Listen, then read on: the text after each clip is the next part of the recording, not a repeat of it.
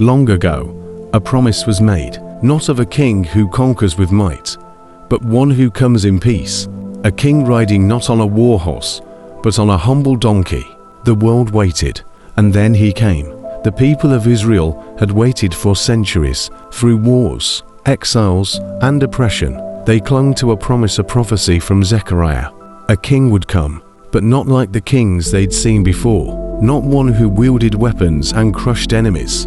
No, this king would come gently, riding on a donkey, lowly, humble, peaceful. Generations passed, empires rose and fell. Still, the people waited, and then he came. Jesus of Nazareth, carpenter, rabbi.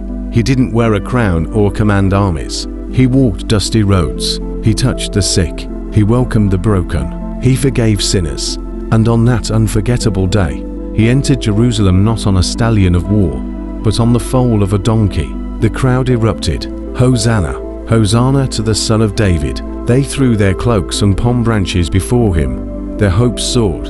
Finally, the king had come. Surely now, he would drive out Rome. Surely now, he would take back the throne. But Jesus didn't come to overthrow earthly powers. He came to overthrow the power of sin. He didn't raise a sword, he offered his hands to be pierced. He didn't ride into battle, he walked toward a cross. This was no ordinary king. This was the King of peace. He chose surrender over strength, mercy over vengeance, love over domination. And as he hung on the cross, mocked and bleeding, the world saw weakness, but heaven saw victory. Through his death, peace was purchased not just between nations, but between God and humanity. The divide caused by sin was bridged by the blood of the Lamb. And when he rose again, he didn't return to take revenge. He returned to give life. Jesus, the King of peace, still reigns. His throne isn't made of gold, it's built in hearts that surrender. His crown wasn't forged with jewels, it was twisted with thorns.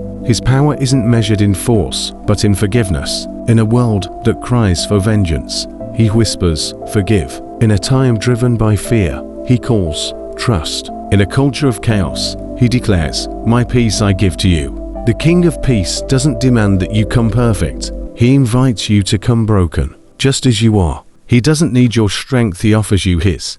And now he stands at the door of your heart, not with shouts nor threats, but with a gentle knock. Will you let him in? Will you lay down your weapons of pride, of fear, of control? Will you let his peace rule in you? The world doesn't just need more power, it needs more peace, the kind only he can give. The King of peace has come. He's Jesus, and he's still calling, not to power, but to love, not to fear, but to faith, not to vengeance, but to grace. Let him reign not just in history books, not just in churches, but in you.